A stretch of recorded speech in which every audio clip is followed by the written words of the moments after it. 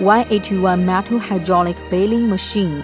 Hydraulic baling machines are dealing with metal leftover material, steel shaving, scrap steel, scrap copper, and other metal materials. It can press these materials into qualified furnace chunks in shapes of carboys, cylinders, octagon, and other shapes, so as to reduce the cost of transportation and smelting.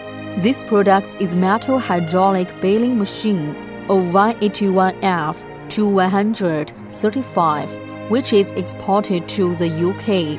The bell discharging is turned on.